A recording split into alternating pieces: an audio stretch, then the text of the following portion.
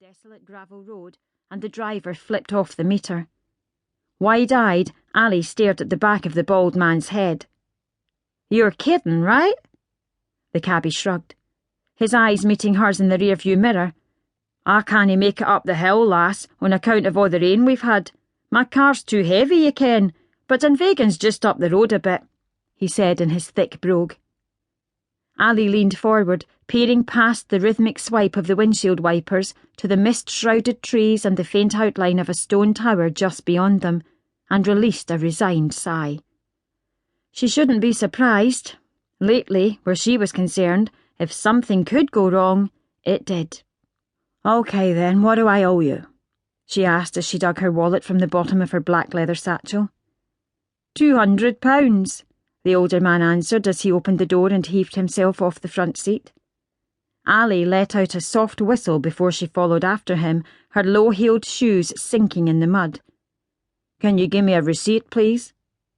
Her agent and best friend, Meg Lawson, had told her the magazine would pay all her expenses, and Ali wasn't about to argue.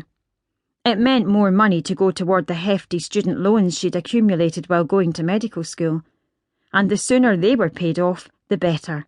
It was one of the reasons she'd agreed to take the modelling job in the first place. The money was great, and she'd get a chance to see some of Scotland, at the very least Skye, where the photo shoot was taking place. She just wouldn't think about why she had the time to take the job. If she did, she'd cry, and she'd done enough of that already. "Aye." He lifted her luggage from the trunk and settled the strap of her carry-on over her shoulder.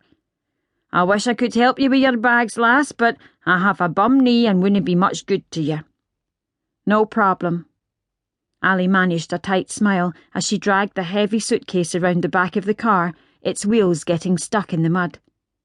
She thanked the man and shoved the receipt he'd handed her into her bag before heading out on what she hoped would be a short walk to Dunvegan Castle. The trek was slow going, with the wheels of her suitcase getting stuck in every rut on the narrow, unpaved road. Her mud-spattered black shoes were waterlogged from the puddles she couldn't seem to avoid. In an attempt to save her jeans from ruin, she bent down and rolled them several inches above her ankles. She buttoned the navy blazer she wore over her white blouse, a blouse that had been crisp and clean when she left New York 12 hours earlier, but now was as limp and dirty as she was, or would be, after her little adventure. 5 minutes later, she had to admit it wasn't so bad. The air was fragrant with the heady aroma of flowers, the misty rain warm and gentle on her face, and the scenery amazing. Some of the tension eased from her shoulders, and then she heard an ominous rumble, and a bolt of lightning crackled across the gloomy afternoon sky.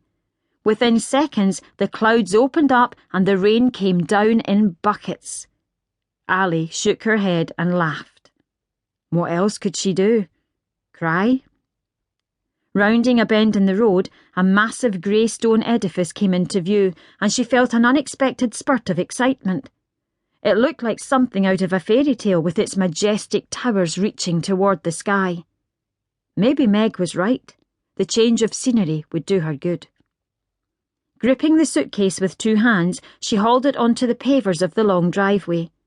The mud from the wheels on her suitcase splattered her legs, but at least it no longer felt like she was dragging a 100-pound weight behind her. Hiking up the strap of her carry-on, she dashed toward the massive oak doors.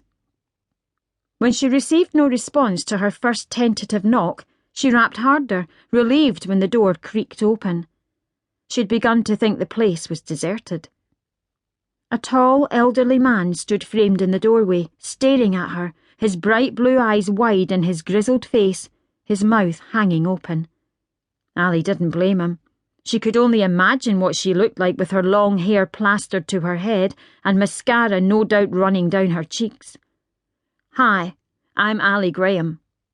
She offered her hand, but he didn't take it. Ali didn't think he'd even noticed. His gaze was riveted on her face. Splat! She glared up at the offending carved overhang from which the water had cascaded to land on her head, then back to the man blocking the entrance. Do you mind if I come in?" She didn't want to be rude, but she was drenched. With a brief shake of his head, the befuddled look